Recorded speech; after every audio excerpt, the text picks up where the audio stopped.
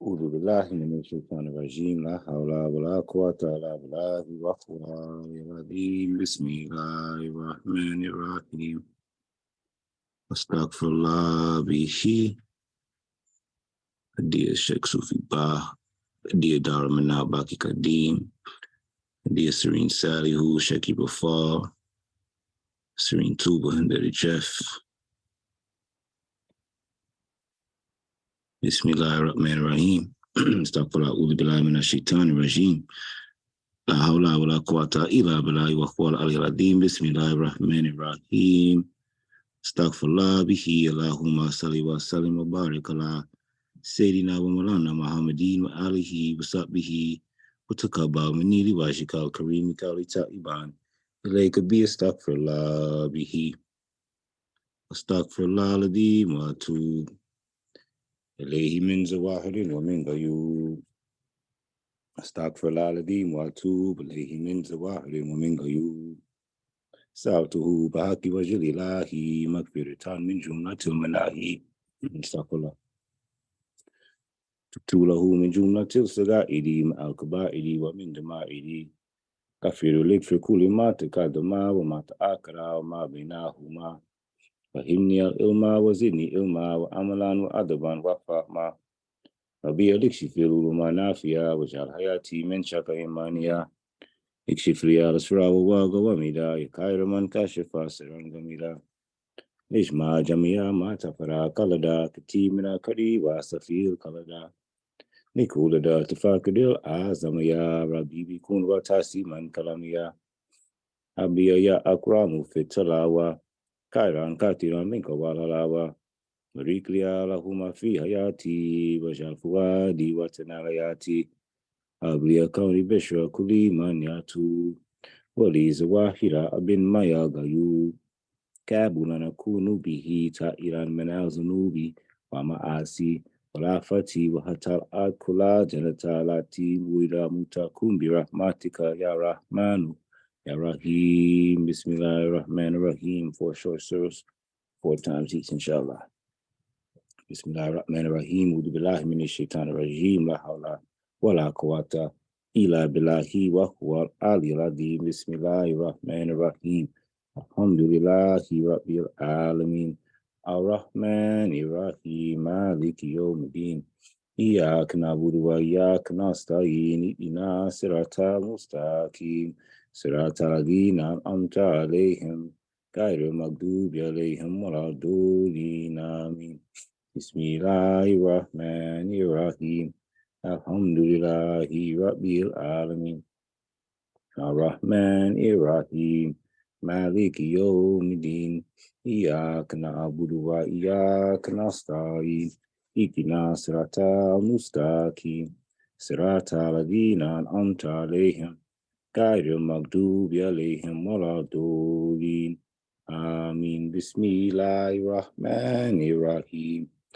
الحمد لله رب العالمين الرحمن الرحيم مالك يوم الدين إياك نعبد وإياك نستعين اهدنا الصراط المستقيم صراط الذين أنعمت عليهم غير المغضوب عليهم ولا الضالين آمين بسم الله بسم الله الرحمن الرحيم الحمد لله رب العالمين الرحمن الرحيم مالك يوم الدين إياك نعبد وإياك نستعين اهدنا الصراط المستقيم صراط الذين أنعمت عليهم غير المغضوب عليهم ولا الضالين آمين بسم الله الرحمن الرحيم Astaghfirullah.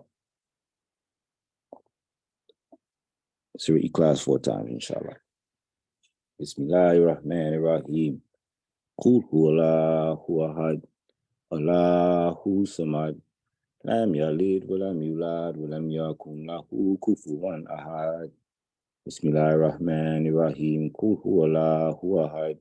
Allahu samad. Lam yalid wa lam yulad wa lam yakun lahu kufuwan ahad. Bismillahirrahmanirrahim. Qul huwallahu ahad. Allahu samad. لم يلد ولم يولد ولم يكن له كفوا أحد بسم الله الرحمن الرحيم قل هو الله أحد الله الصمد لم يلد ولم يولد ولم يكن له كفوا أحد بسم الله الرحمن الرحيم آمين.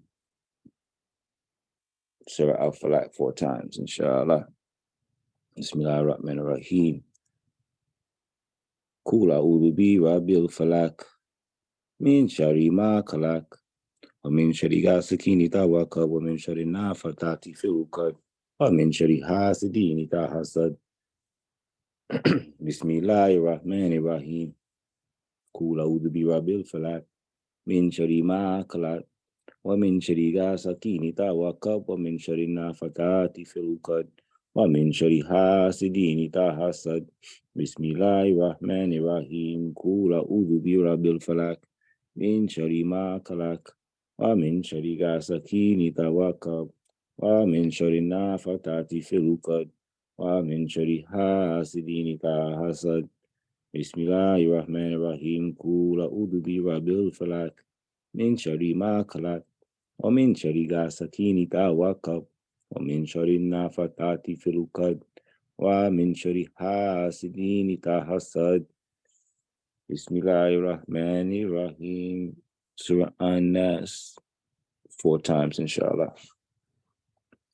Bismillahir Rahmanir Rahim.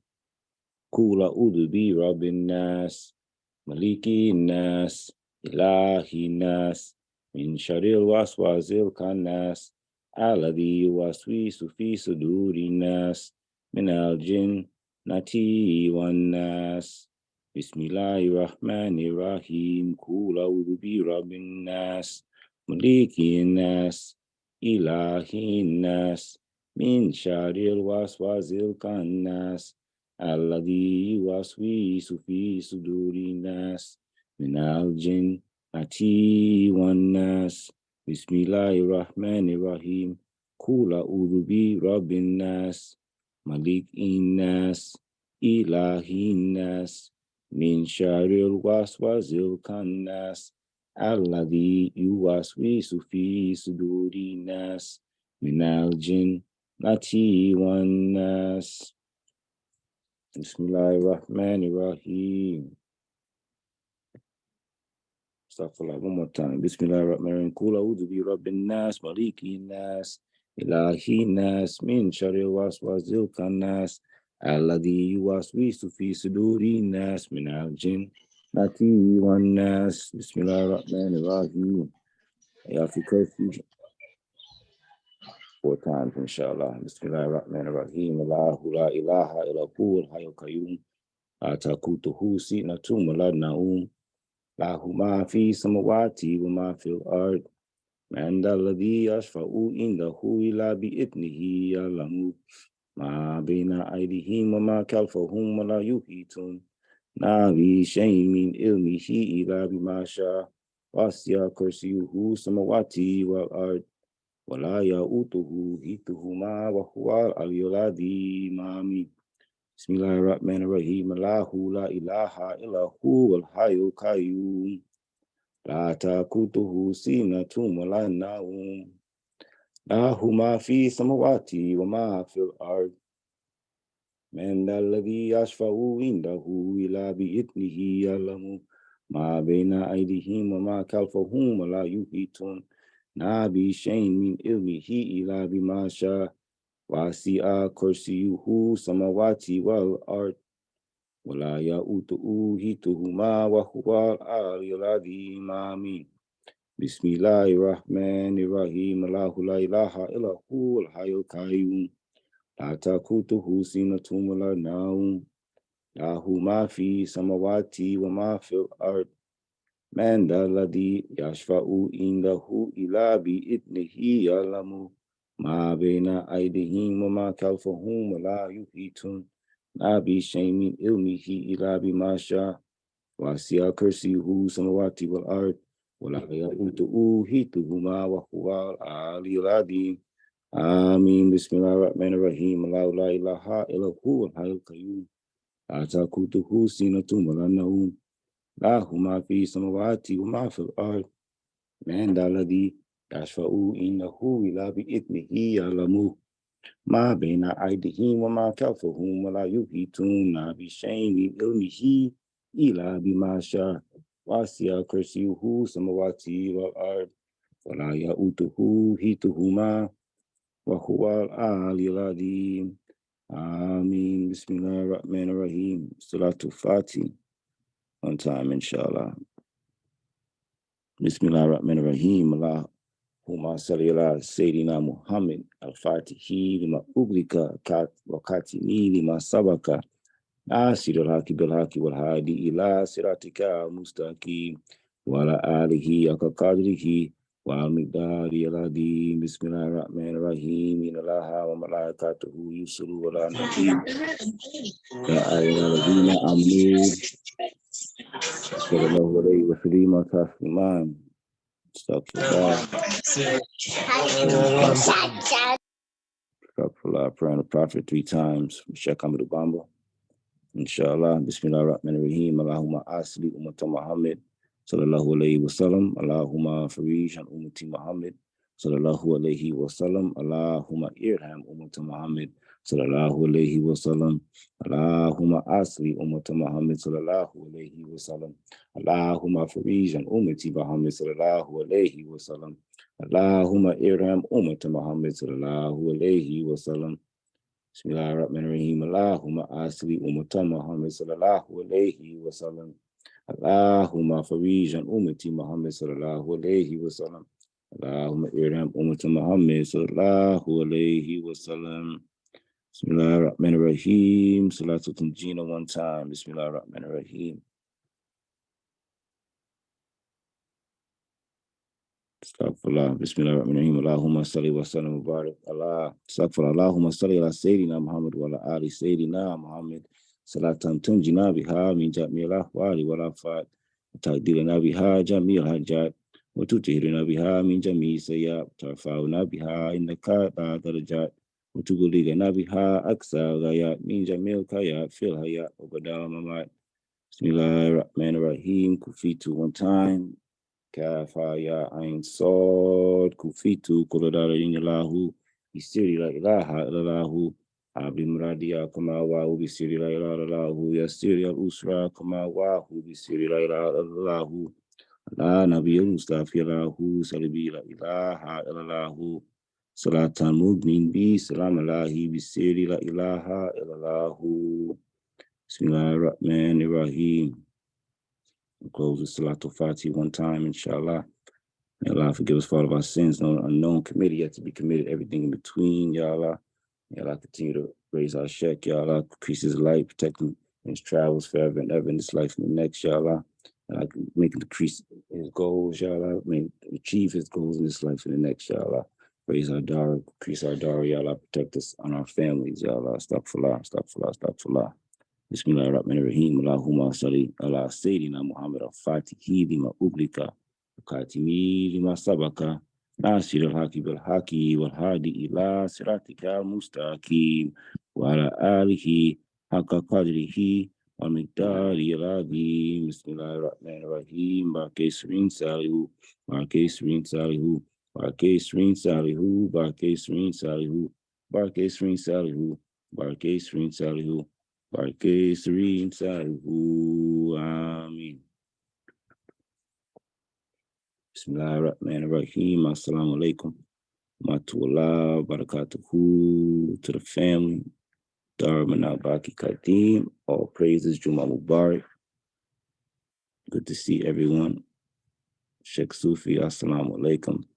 Barake Sheikh Sufi Bag. Good to see the Sheikh. Brother Shariq. Yes, beloved. Assalamu alaikum. Our beloved Arif Billah is here. I will call him forth so he will give us his beloved presentation today. Assalamu alaikum, beloved Arif. How are you doing? And what is on the news for this evening, beloved? Assalamu alaikum. Wa alaikum assalam, Brother Mustafa. Thank you so much for everything you do for the community. Assalamu alaikum, everybody else. Assalamu alaikum in the true sense of the word, where not just peace, because the word salam does not just mean, it's not, we don't say salamu alaikum, we say assalamu alaikum, which is to say we're invoking the name of Allah, which is as-salam. So we're not just saying some peace be with you. You're saying that the ocean from which peace emerges, may you be submerged in that ocean. That the attribute of reality that is peacefulness, may that attribute of reality itself be with you, which is, be with you, not just in the way that an object is with you or a person is with you, but be you. That the inner sensation that you have of existing right now, touch the feeling that you have of feeling, the feeling of feeling that you are, the very being of being, that may that feeling be peaceful. And indeed, when that feeling is peaceful, the whole world is peaceful, even if you're in the middle of a war.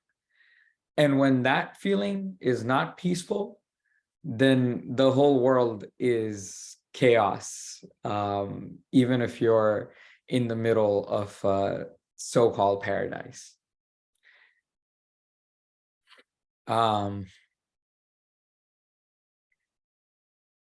We ask the one from whom the feeling emerges and the one in whom the feeling merges, the one that is the beginning and the ending before the beginning, to forgive us for all our shortcomings, like Brother Mustafa recited, known and unknown, already done in the past and yet to be done in the future. Because the nature of being alive, right, is to be learning. And the only way that we learn is to keep doing and making mistakes and learning. A life where you never feel the sensation of having made a mistake is basically a life where nothing actually happened. That's a life where no growth occurred whatsoever, because only through mistakes do we know what is right. Only by making mistakes and realizing that we have made a mistake do we actually come to learn what is right. Right? There's no other way. There's no other way to know for sure that you actually understand what is right, except to make a mistake and then to realize. Even if somebody else teaches you that this is the right thing to do, that means that they have either committed mistakes themselves and learned, or they have learned from others who have committed mistakes and learned. A lot of times, we might ask the question of why is we often have the question, which exists in many different forms. One form of it could be, why does evil exist in the world if God is all good? That's one form of the question. But I think a more deeper form of the question is, if the world is painted by a perfect painter, why does it appear to have imperfections in it? I think that's the more fundamental question that we're asking, is why is the world like this? Why is the world the way that it is? And a lot of times, to try to answer this question, people come up with all kinds of explanations, and it's one of those things that's nobody's ever going to be convinced by the explanations, right? If you see a world of imperfections, you're not going to, nobody's going to give you a set of words that are going to convince you that the world is perfect. You can't, it just cannot happen. And if you see the world as perfection, no amount of arguing from somebody else is going to convince you that there are any blemishes at all. And you know this very well, right? Like you might find a person very attractive, and somebody else might say that that person is not attractive at all, right? It's not like you can convince the other person that this person, or even this object, maybe, you know, maybe you like a painting or a movie or something like that. And, you know, you could try to convince them as much as you want, but it's not going to happen, right? In that same way, the question is more of, do you understand the art piece that is in front of you, which is this world, or not? No amount of arguing or convincing will get it done. But if you do see perfection in front of you, if you really do see perfection in front of you, and which is, you know, if you do, then congratulations. You know, that this was the whole point of life, was to see perfection in front of you. And if you do, great. Now, what can you do from here? You can try to come up with ways to make other people see it themselves, not be convinced of your experience, but to recognize the nature of their own experience. That is the best that we can do for each other. And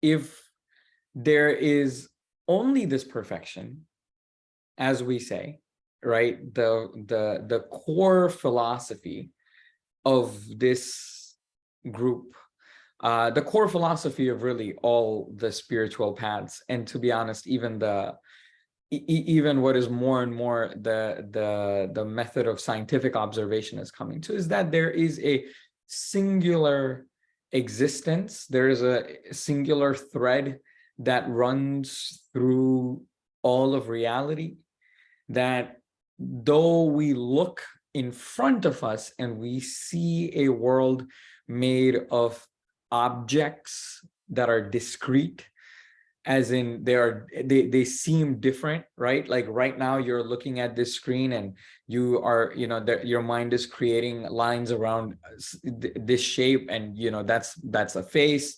Behind that you're seeing a wall. Behind, you know, you're maybe seeing a sofa. I'm trying to look in my own reflection to see what's there. You know, you may see a chair, but all of that, all of what you're looking at appears on the same screen. Right now, the screen is your laptop screen.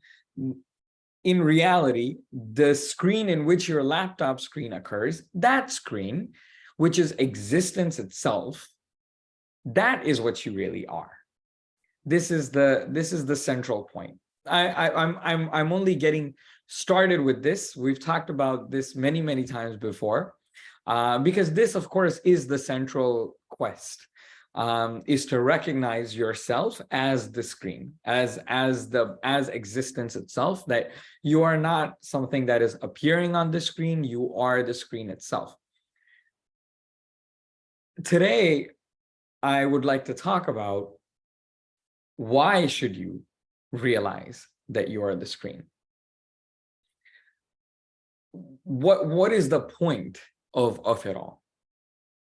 And perhaps that can lead us to a couple of new tools by which we can see the world and understand what our place and role should be in the world, in specifically the body that you're in right now, the role that you're playing right now in the world.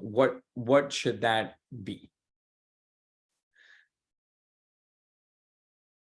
First of all, why should you realize the truth? And of course, this isn't, you know, all of you are here because you want to realize the truth. So the fundamental reason for why you want to realize the truth is, and when I say you, I mean we. The fundamental reason why we begin the quest for realizing the truth is because we have this gnawing sensation that something is off. That in fact you see the apparent imperfection in the world. You see in others and you experience in yourself suffering. That is why we have all begun this process. If we did not feel suffering, we would not have begun questioning the world that we find ourselves in. So this quest begins with knowing that something is wrong, something is off. Suffering does not necessarily mean specific kinds of things having happened to you, although the world that we live in, specific kinds of things happen to most people, particularly people that are of identities that have historically, over the past few hundred years, been oppressed and continue to be oppressed.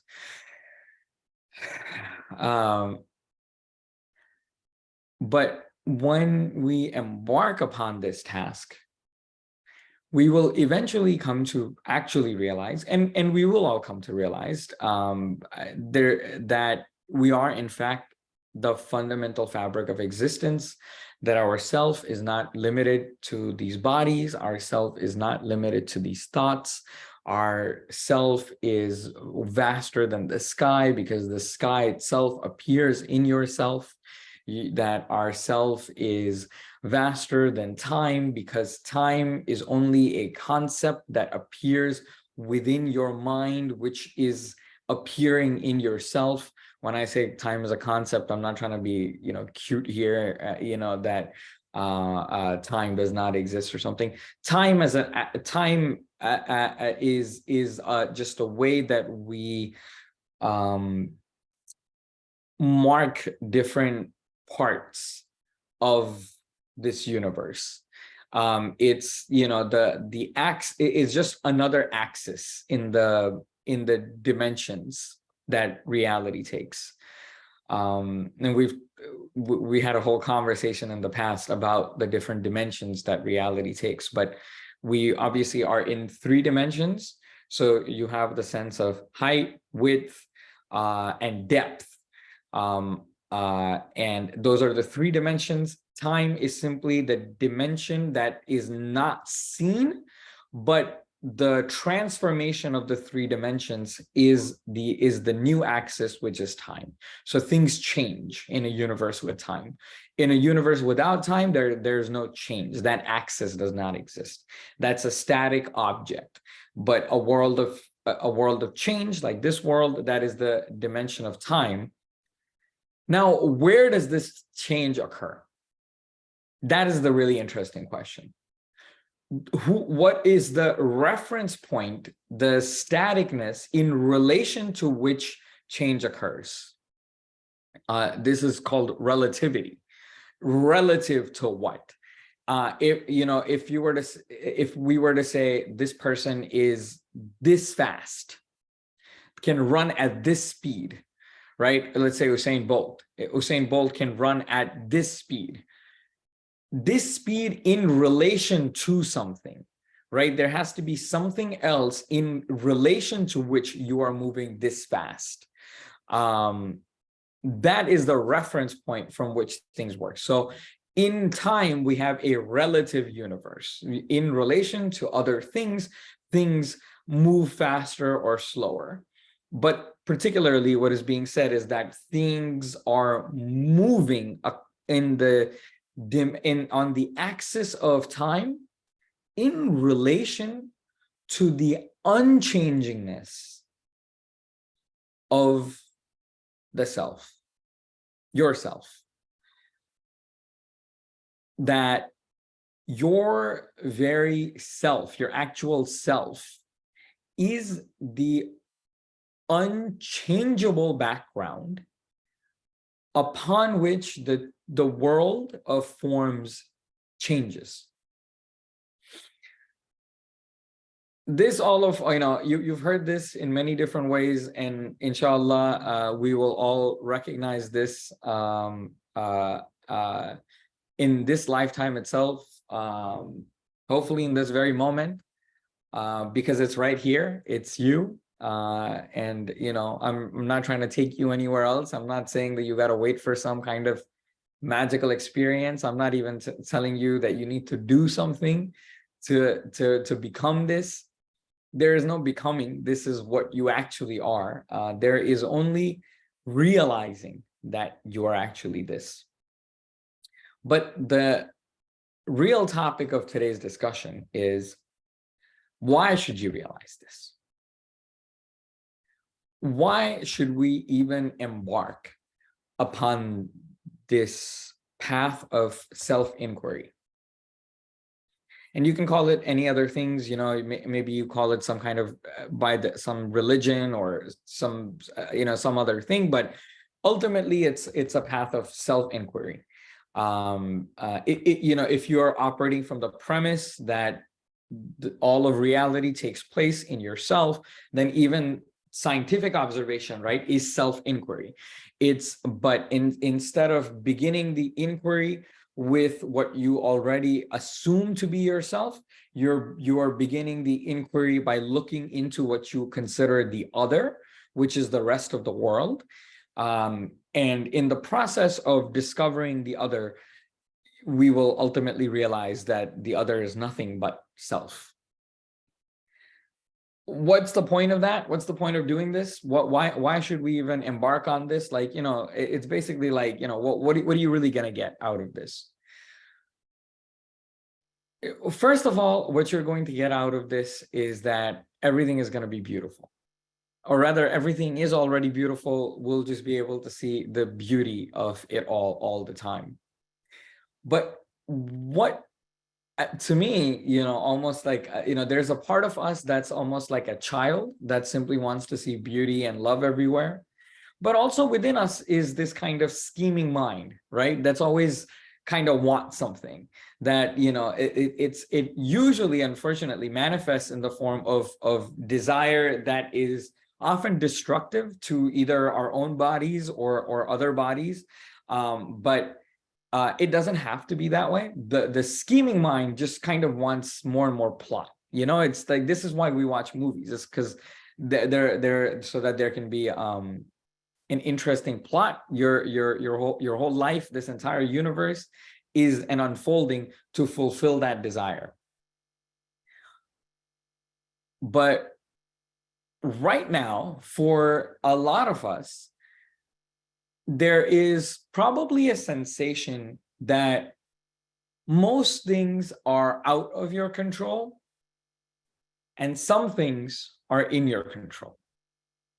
This is sort of the, default mind for most of us, that there is an external world which is outside of our control, and it does things to us, it subjects us to things. What is the source of the external world? That's where you get into theology and beliefs, etc. But the basic thing that most of us sort of assume is that there is a external world full of other beings and other people who can do things to me, and there's me who's inside of this body, and I have some control over things in this body, but most of the external world I don't have any control over. What's even worse is a lot of us will find, when we try to test this hypothesis that I have control over certain things but not over other things, a lot of times we try to change our lives, right? Is maybe we're fed up with ourselves in some kind of way, and we come up with some kind of discipline, some kind of plan, and inevitably we find that we fail. Every single person in this room, I'm sure, has embarked on some kind of a thing and has failed in doing that. and we're so disappointed with ourselves. Why can't we have the discipline? Why can't we, change our thoughts? Why can't we get over this thing? Why can't we get over that thing? It feels more as though we're being moved along by the currents and tides in the ocean. The feeling feels like, we are inside of a boat, and the boat is on the ocean, and I have some amount of control over the body that I'm in, and with the body I have some amount of control over the boat. But most of my feelings, most of my emotions, it feels like, are just waves in the ocean, right? That we have no control over.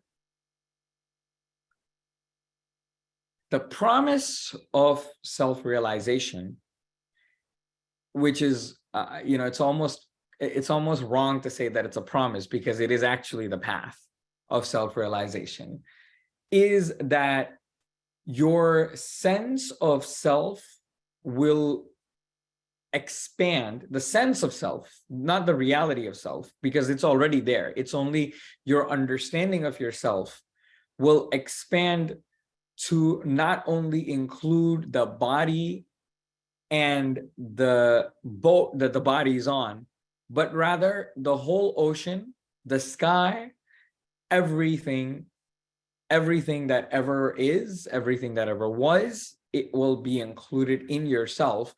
And what does that mean? Meaning that it will come to your awareness. What does this mean specifically for, in very practical terms, for as human beings, is that instead of simply operating on, things happen to you and you immediately react, and sometimes you feel so powerless, you feel out of control, feels like you can't control yourself. Instead of that, where it feels like the whole world is operating in darkness, meaning your own mind is mostly in darkness, and you're only kind of almost a servant to your thoughts, feelings, and desires, you will actually see where your thoughts, feelings, and desires emerge from, and what is their true meaning.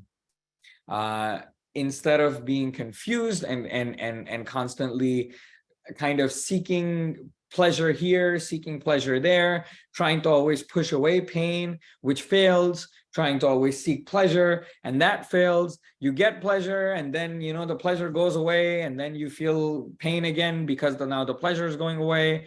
You try to run away from pain, but because you're trying to push the pain away, the only thing you're thinking about is the pain itself, stuck in this cycle. And it's constant pain, and constantly turning to this person, to that person, to this drug or that drug, to this religion or that religion, constantly running from this thing to that thing. Instead of that, you will simply see the rising of your feelings, you will see the rising of your emotions, you will understand where it comes from, and you will have the space and the time to be able to choose how you are going to reply to it. In other words, to the question of, do we have free will or not? The answer will be, you don't have free will until your consciousness recognizes its own patterns, and then therefore can now take actionable steps to transform itself. And then you have free will, and then you can actually make decisions. In some Taoist traditions, the word they use for a quote unquote enlightened person, the word they use translates literally to a real human being. That's what it translates to, is a real human being. Because until we know who we are, until we expand our sense of self to include our full self, we are simply just operating on animalistic patterns. And I don't mean that in even a negative sense, to be honest.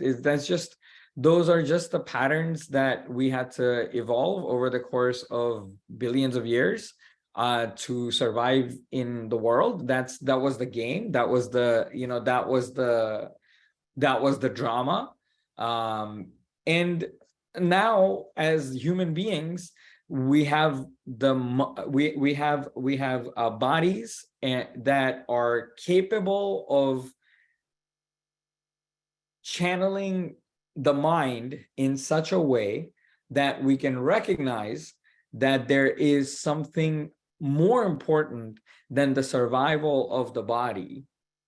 That in fact, the whole reason for the body to exist in the first place, the whole reason, the whole game of life having come into being and life having taken higher and higher forms of consciousness, having taken higher and higher forms of understanding, is to recognize that the self, that divinity, that existence is not the sense of being, is not inside of the body, but is rather the whole of reality. I know this is a long-winded route, and I'm saying a lot of things that could be and are entire scriptures and religions and traditions, but I'm assuming that you all already have free will as compared to limited. Does this equate to fatalism? That's a great question. Yes. Let me just finish the sentence and then I'll answer that. I'm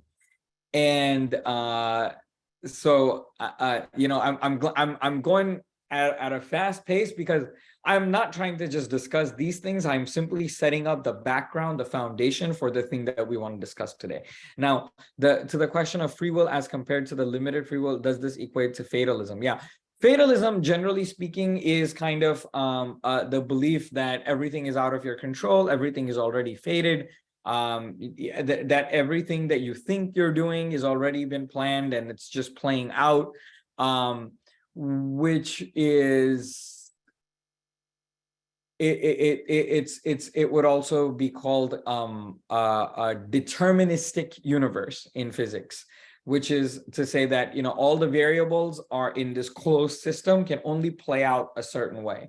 So even you thinking that you are doing something is already played out. This is just the way that it's almost like you wound up a clock, or one of those toys that you wind up and then the toy moves, it's got like mechanical gears, right? So it looks like the toy is moving, looks like the toy has its own free will. But maybe to a child, the child thinks that toy of a dog is a real dog, but in fact it's just a wound up toy. And basically a fatalistic argument is essentially that the whole of the universe is like that, is like a wound up toy. So even your thoughts, feelings, emotions are all just a part of a sort of mechanistic system that and usually fatalism also kind of fatalism is almost usually tends to have a sense of drabness, of kind of like has a bad feeling associated with it, because you're like you feel like you're just at the you're just subjected to the whims of the universe. Now, the flip side of that, the flip side of how you could take that, and this is the approach that a lot of religions take, is that God, or whatever word that they use, the supreme being, the intelligence before time, has already, it actually is true that the whole of the universe is a wound up toy, but the designer of the wound up toy is this ever loving being. And so everything that's happening is actually predetermined, but it's all going to turn out well. And we don't actually need to have any sense of control. In fact, even any sense of control that we have is a part of the wound up toy. Or you could say is a part of the simulation, that even you thinking that you are free is a part of the simulation. That is a part of the game. that's basically that's basically what fatalism is. And free will in reality, and you can only have this if you really realize who you are, and not one day sooner, not one moment closer no sooner, is to realize that in fact that is the case, but you are the one who made the wound up toy, you are the one that wound it up, and you are the toy itself that is simply playing itself out. And this is actually just play. That you have boundless energy and you have bound it up in a specific way that and now it's just uncoiling and you're just enjoying the show. That's basically, you know, where kind of free will and the apparent fatalism of reality, both from a theological and a scientifically deterministic perspective, where they come together, is that your consciousness, your sense of self, a self meaning something that could influence the world, influence other things, is not the thing that occurs and appears as a part of the unraveling, but rather is the one who wrapped it up in the first place and began the whole game. That's a lot of things that we've gone over, and you've been very patiently waiting with me here. So that is what you get. So we talked about what actually is what's the point of being on the path of self-inquiry. Why do self-inquiry at all? What are the benefits? Like, what will you actually get if you actually realize who you are? Like, what will you be able to do? That now I want to bring us to the actual meat of the question. Is that the question that we're really asking a lot of the times is not really what should I believe, but the question we're really constantly asking is, how should I act? This is really the fundamental question in just about everything that we're asking, is how should we act, right? Like sometimes that means that you're asking the Sheikh, how many times should I say subhanallah, and maybe, or sometimes that means you're learning the laws of your land or whatever it is, but you're really ultimately asking the question, how should I act? Well, in order to know how you should act, first you got to know who you are, because how are you possibly going to know how to act if you don't know who you are? And then you get to actually realize what the role is that you're playing right now. And then you actually get to decide whether you want to keep playing that role or you want to play a different role. So, let's say that, maybe you come to a realization, maybe you're somebody, let's say there's a person who, he beats his wife and kids. Every day he beats his wife and kids. Maybe, he goes to the masjid, let's say, every day, and he prays 5 times a day, and he thinks he's a really, holy man because he does this stuff. He prays 5 times a day, but then he comes on and beats his wife and kids.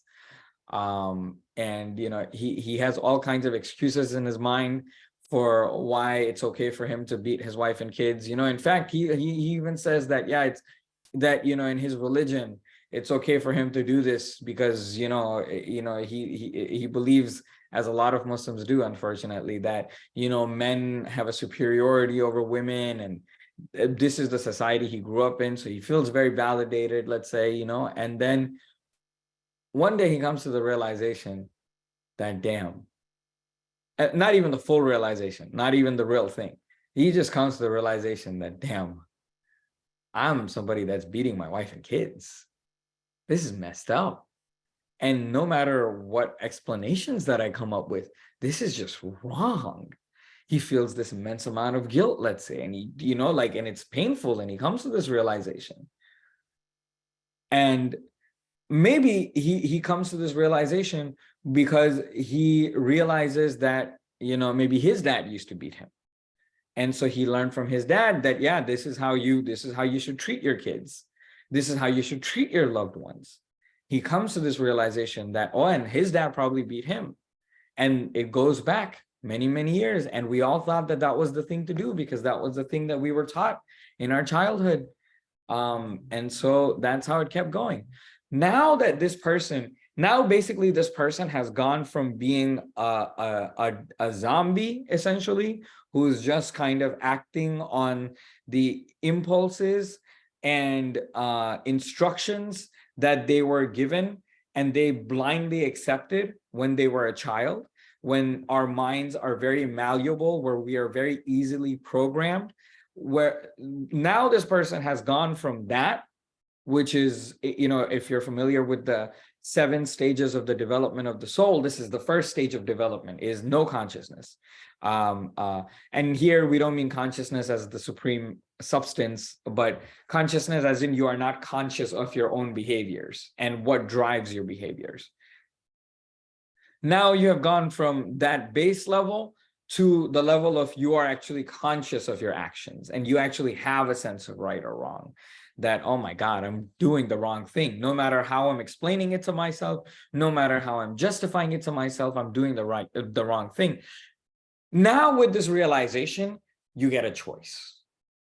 Now the gift of choice has been presented.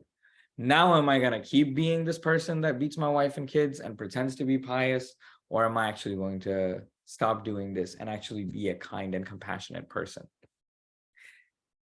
Now, maybe this person's, maybe makes this commitment the first time, but then, you know, when he gets upset, he does, you know, he still beats, you know, his wife and kids, and maybe he feels useless, that he can't change himself, that even though he had the realization, he doesn't change his behavior. Well, what's happening here is that though some parts of his psyche have become aware, some parts of his subconscious, in other words, have come into the light of consciousness, meaning now he can see these patterns. Most of his subconscious still lies in darkness. Most of his mind is still hidden from him. It is unseen from him. Now this, to bring the whole thing into the light of consciousness, to see all of our prejudices, to see all of the structures of our mind, this is the entire path of self-inquiry and self-realization and growth. Growth not for a material gain, but growth so that what is the end game? Why are we trying to do all of this?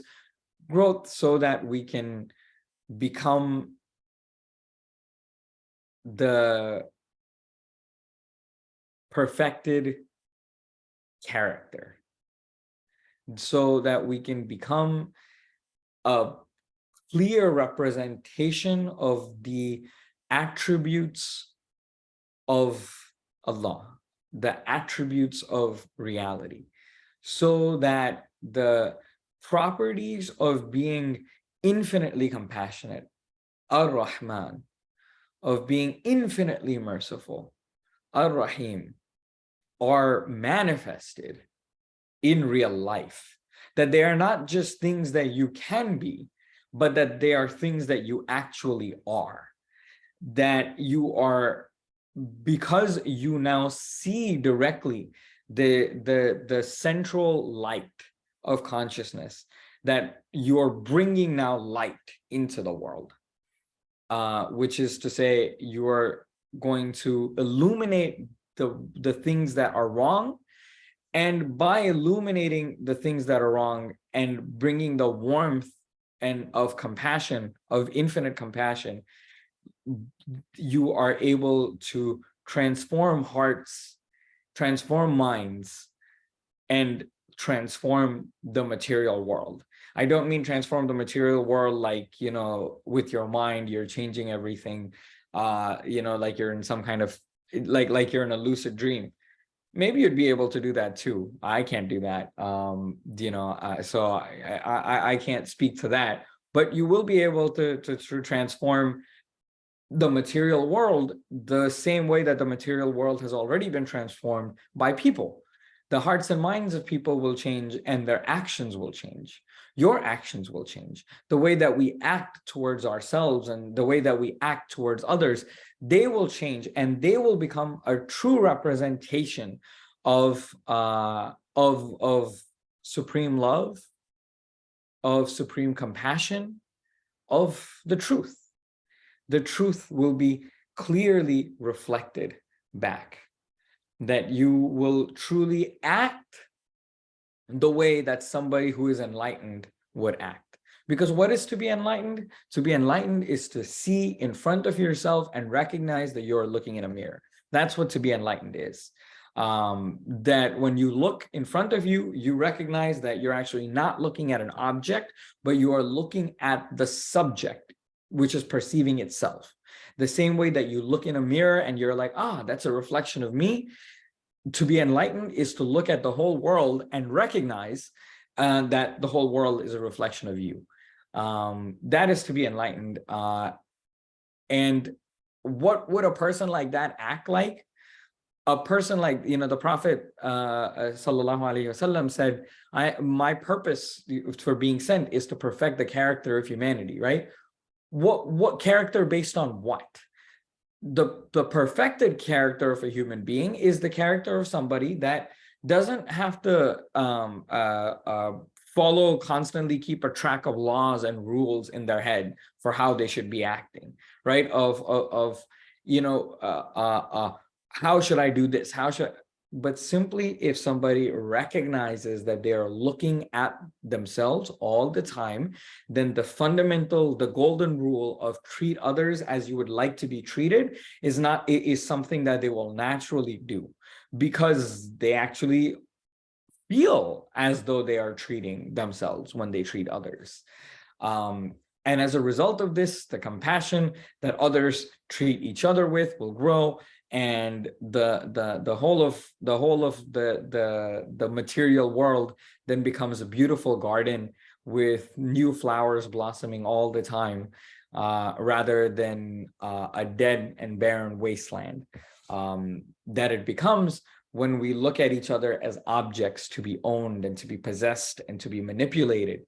It is only yourself that you are manipulating and trying to cheat when we do that. And so we create the material world into a place where we don't care for the water and the children and the quality of air.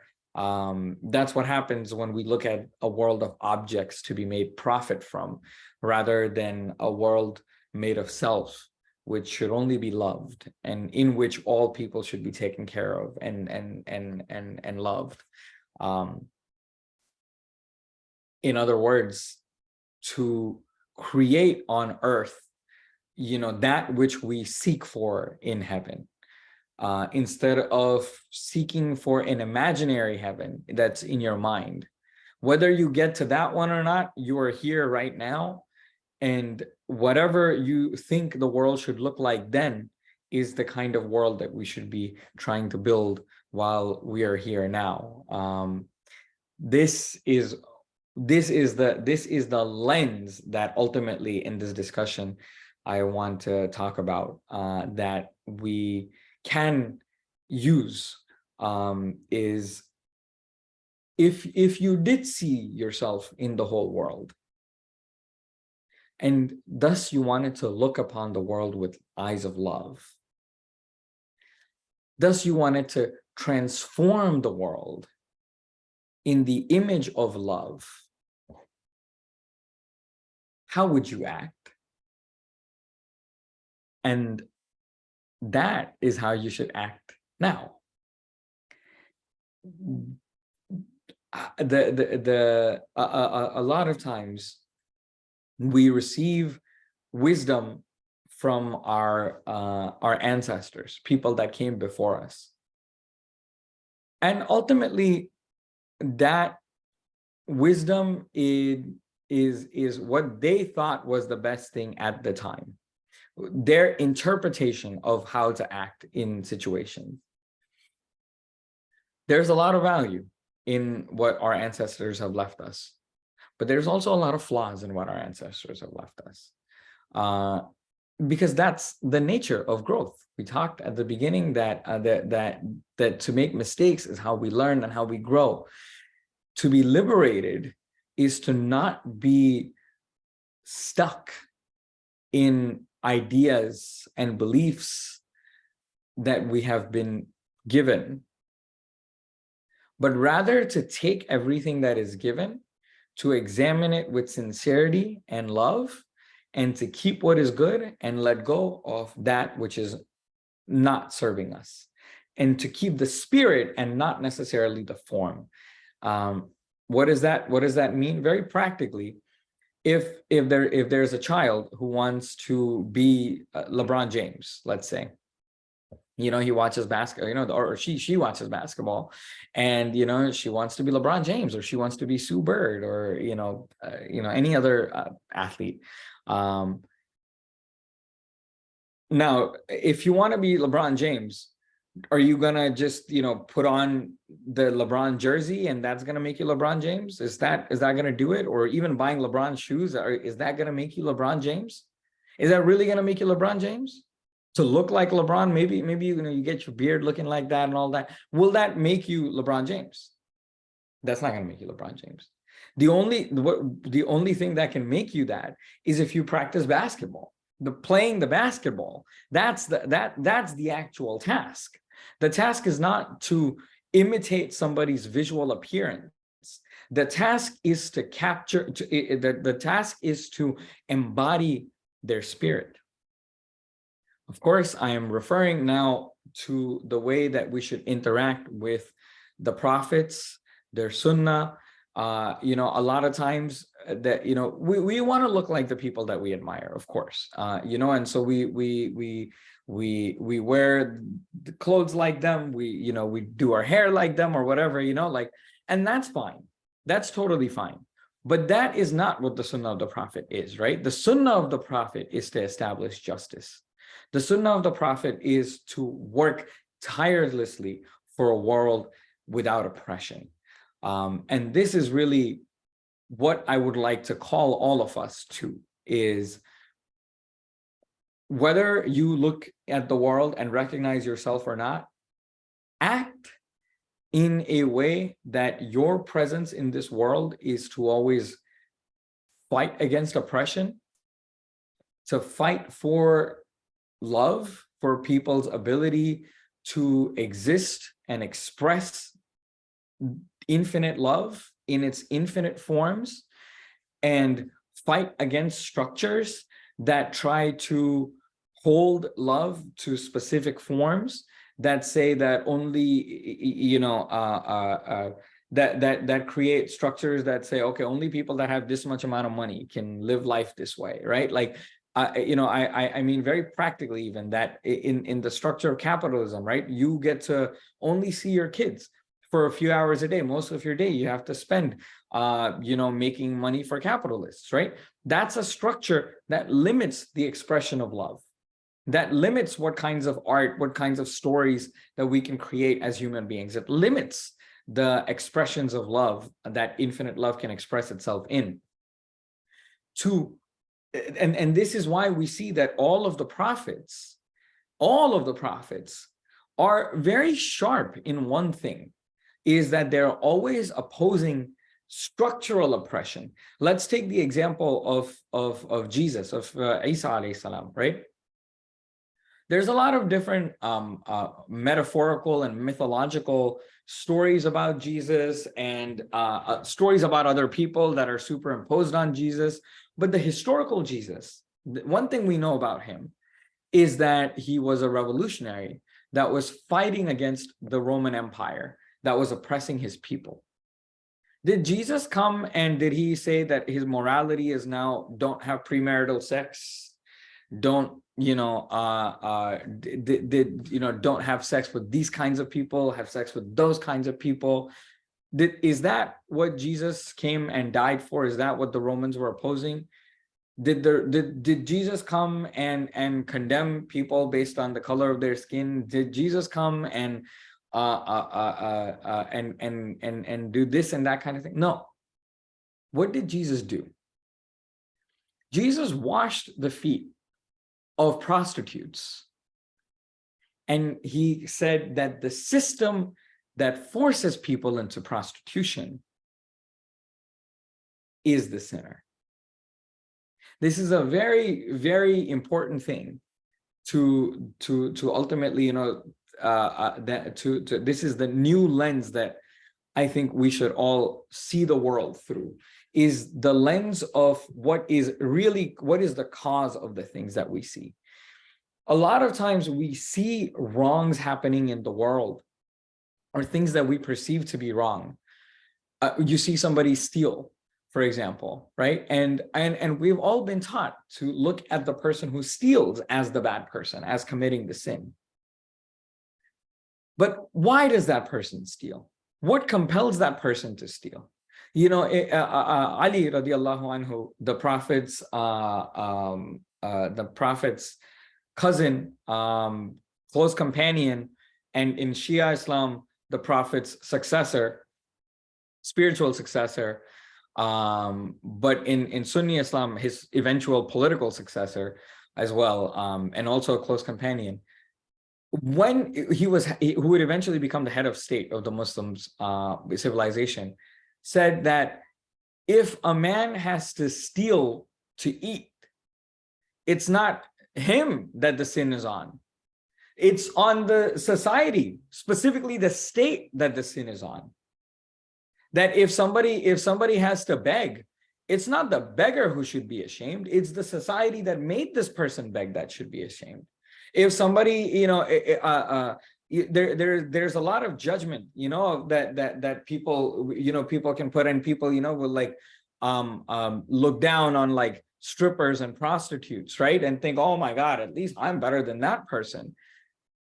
You think that person wants to be in that situation? The people with the wealth and the money and the power who have forced these people into this situation, they are the sinners. They are who the sin falls on. Now, you as an individual human being, what you do and your morality, that is for you to, that is for you individually to determine and decipher. But we collectively, our collective morality, our lens for right and wrong has to be the lens of who holds power, who holds real power in society. Because who holds real power in society gets to manipulate every single sense of your right or wrong. People will say that, in Islam, women shouldn't do this, women shouldn't do that, women should act like this, men should act like this, etc., etc., etc. And you ask them, where does the Quran say this? And they'll say, well, this verse, and this is the interpretation according to this, according to this. In every single one of these layers of interpretation, the human being's limitation is introduced into the revelation, which has no limitation, which transcends time and space. And what we often do is that we put on the jersey and forget to play basketball, which is to say that we take the specifics of somebody's interpretation and we think that that is the truth, that is the whole thing. Instead of that, let us base our morality not in specifics that we have been given so far, because who has given us the things, the specifics of right and wrong? Even the lens through which we interpret religion, even the lens through which we interpret Islam and what is right or wrong in Islam, who gave us this? The same people that colonized, the same people that captured human beings and sold them as slaves, the same people that still control all of your day, the same people that get to decide how you spend your time, by deciding how much money you have and where you can spend that money. The same people that have taught us to hate ourselves, the same people, that same corrupted part of consciousness, the same ruling class that committed all of these atrocities, that's dropped nuclear bombs on human beings, that has gotten us into a war after war where hundreds of millions have died, that has given rise to disease. I mean, if you live in, recently, in New York City, we had the whole sky was covered up with smog because the forests in Canada are being burnt, and forests all over the world are being burnt. The same people that have given us that are the ones are the same ones that are telling us who to hate and who to love. And they'll say this is because of religion.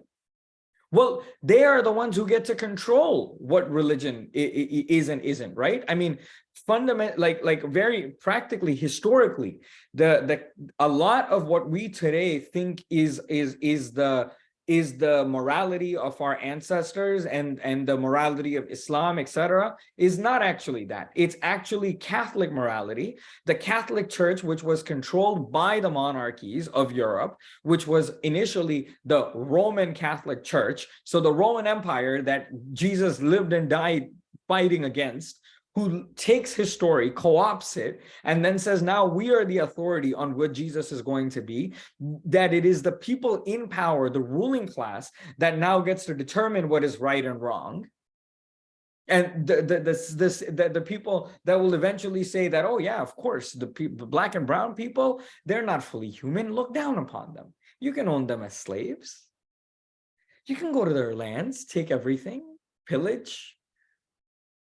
Those same people today tell us what is right and wrong, and we fall into the trap of their conservatism often, and we think that if something is conservative, it must be correct. But Islam not just with Prophet Muhammad sallallahu alaihi wasallam, but of course in Islamic creed we know that Islam, even beyond the word Islam, is the progressive evolution of human society, progressive evolution of compassion. That is what Islam is. Islam is to constantly push towards creating societies that are more and more inclusive, which create people whose hearts are bigger and bigger, who take people in, who create structures of equality, who creates structures of love and structures of care, where human beings and all beings, animals, plants, the actual beings are put first, and not profit, not abstract things like money and capital, which are false gods that we are forced to worship every single day.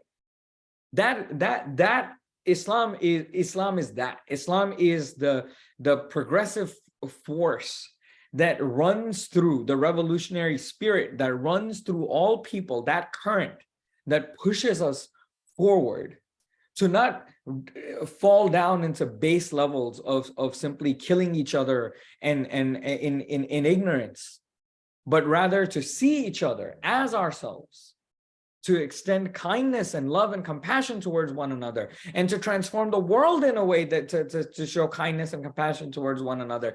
That fundamental force, that is Islam. Whether it goes by that label or not, that is what Islam is. And whether or not somebody calls themselves Muslim and has the label of Muslim or not, if they are calling you to praise people in power, and to make you side with people in power who create this world of oppression against people who are oppressed, that is not the Islamic message. Once again, we are reminded that for the first 13 years of the Prophet's prophetic career, which is the majority of the Prophet's prophetic career, there was no obligation of prayer. There was no obligation of fasting. Everything that we associate with being Muslim culturally today did not exist. You know what existed? the fight for equality and justice in society. To not fall into the trap of the ruling class, which always wants to make us be like, oh, this is the way that things have been, and this is how the way that things should be. But rather the dynamic force of life, that is the revolutionary spirit, the progressive spirit within all of us, that wants to create new kinds of stories, that wants to create new kinds of worlds, and is always loving and compassionate.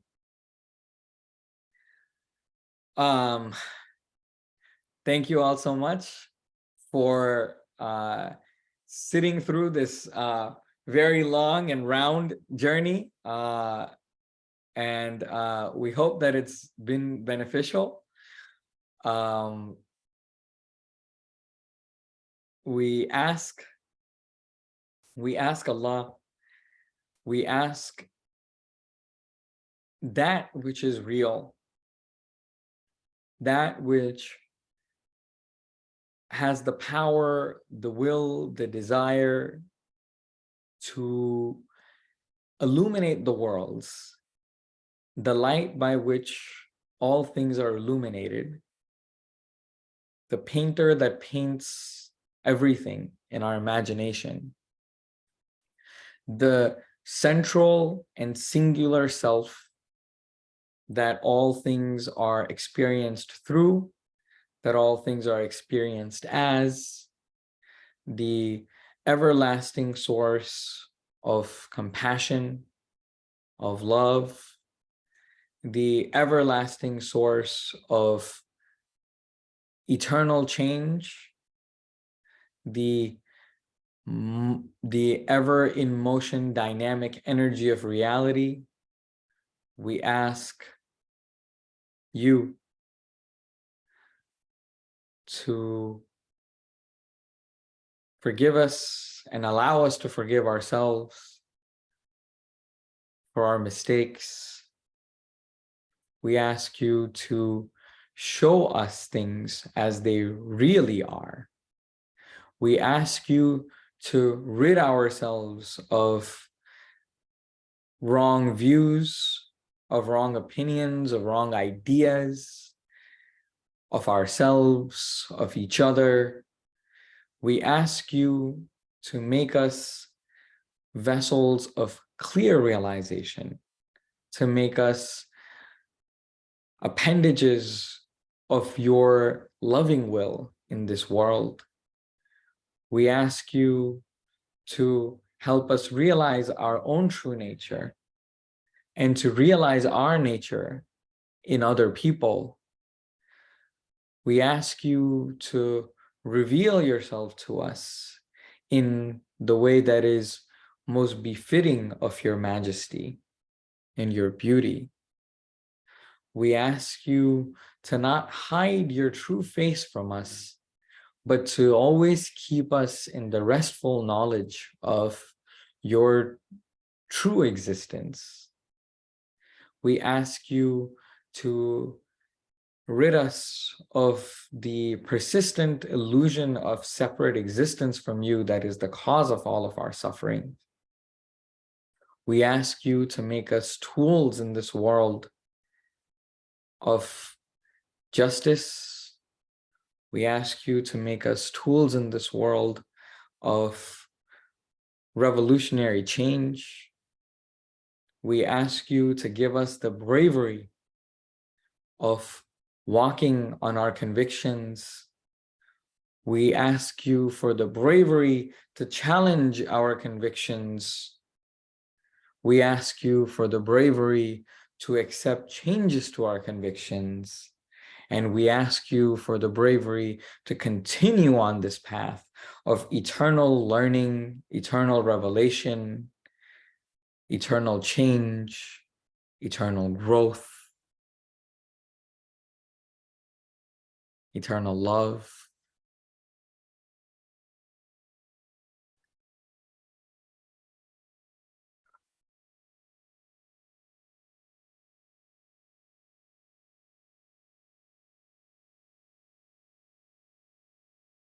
We ask you to clean the mirror that is our mind.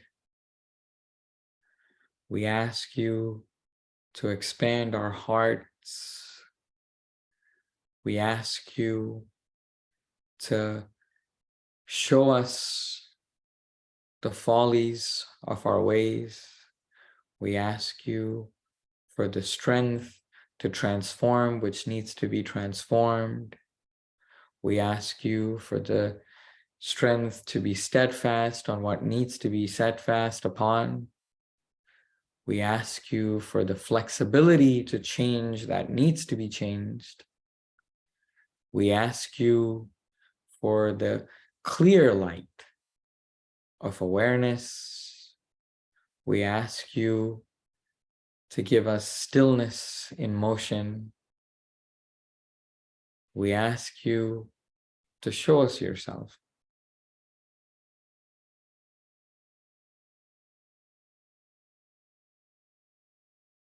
We ask you for freedom, for liberation.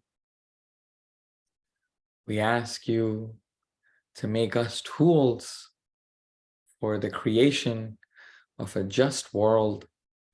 We ask you to become people that the people that we try to be like would be proud of.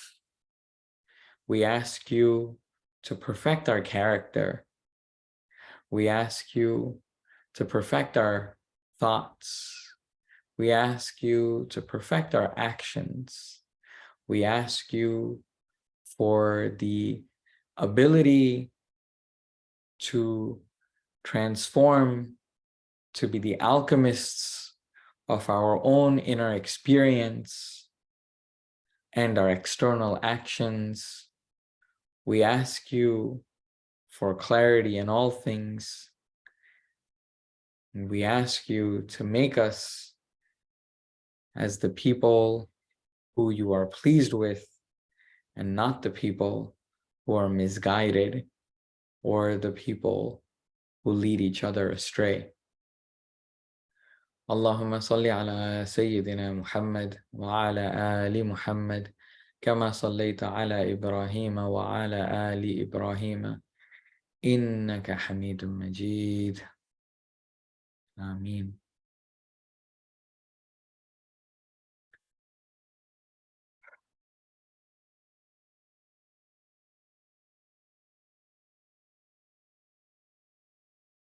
Inshallah, that is the ending of today's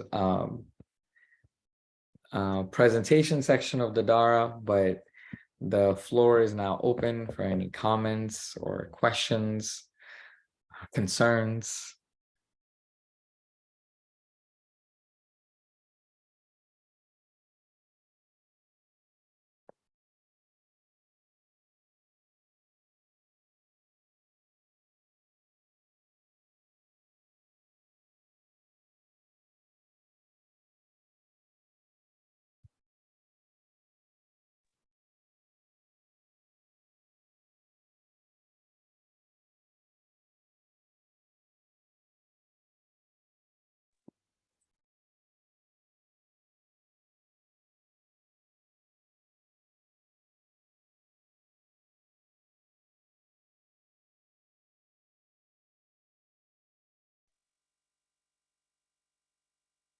Bismillah, I think you hit the nail on the head this evening, good brother. All praises. Derijef for the presentation. Alhamdulillah.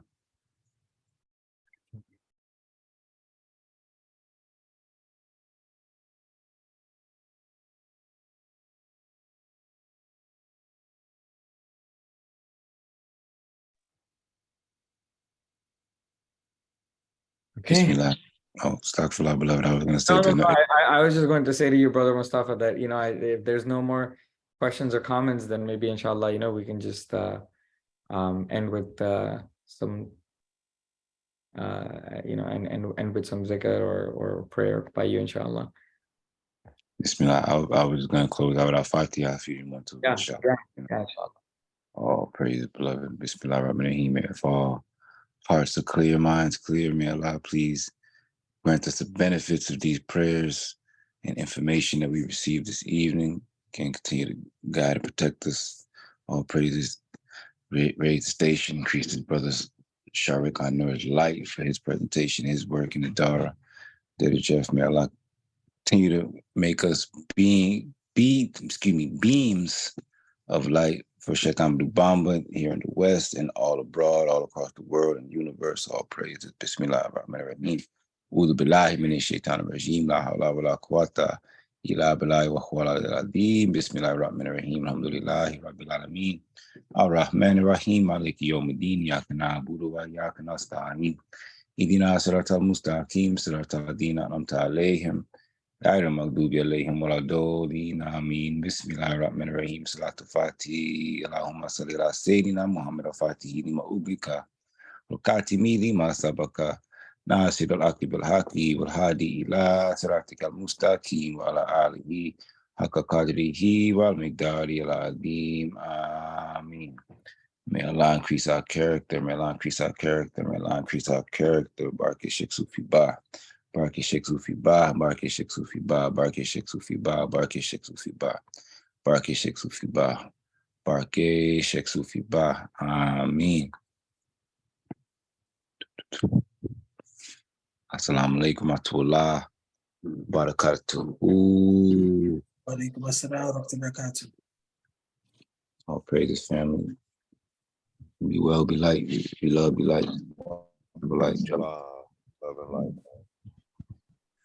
Love and light. Magnificent class. Wa alaikum assalam wa rahmatullahi wa barakatuh. Wa alaikum assalam. All time. In the now. Wow. Good day. Thanks. Bye, everyone.